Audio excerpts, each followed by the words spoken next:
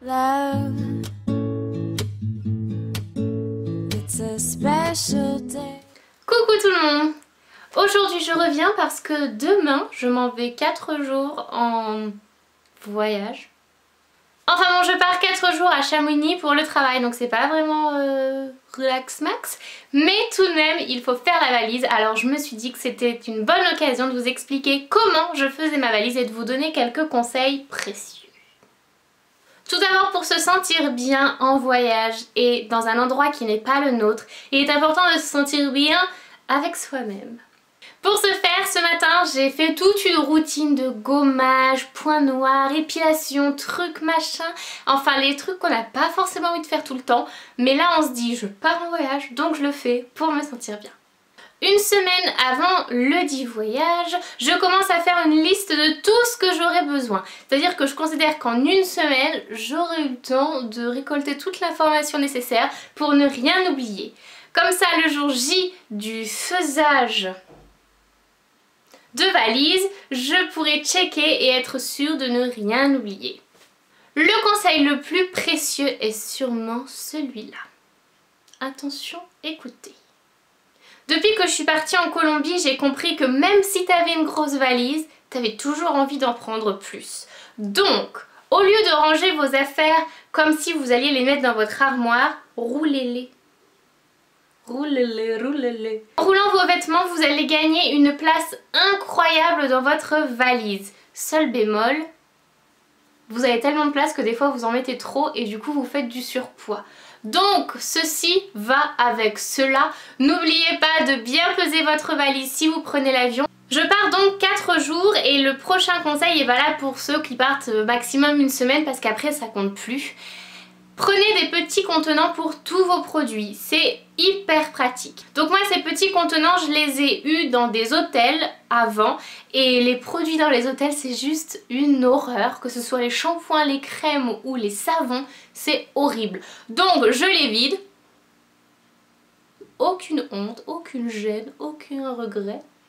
Et je les remplis de mes produits à moi qui fonctionnent bien.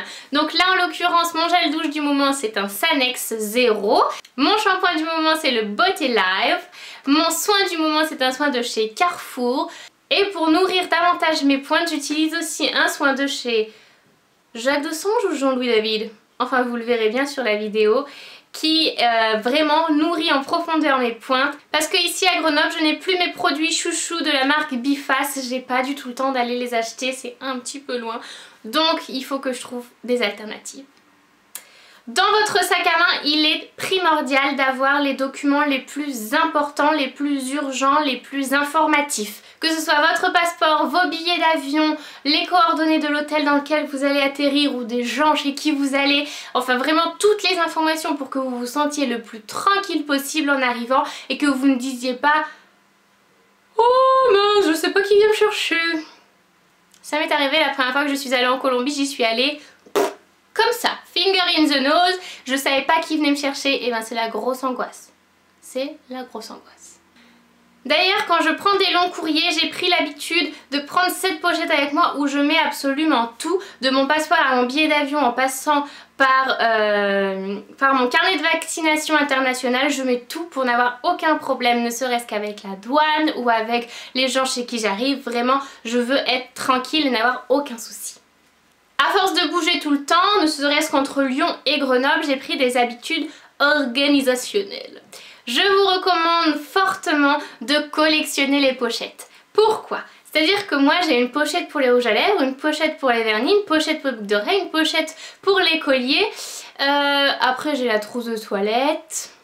Et j'ai aussi une petite boîte pour mes bagues, mes petites boucles d'oreilles. Donc comme ça je sais qui est qui, je sais où sont les choses, c'est bien ordonné, rien ne se mélange. Et je suis super parée. En plus ça permet d'organiser la valise et c'est pas un luxe parce que quand on a des valises un peu grandes on s'y perd en 2 temps 3 mouvements. Et enfin dernier conseil pratique, là c'est vraiment pour les produits. On a toutes eu un jour un produit qui jurait qu'il ne coulerait pas mais qui a quand même coulé dans notre valise ou ne serait-ce que dans le sac plastique dans lequel on l'avait mis.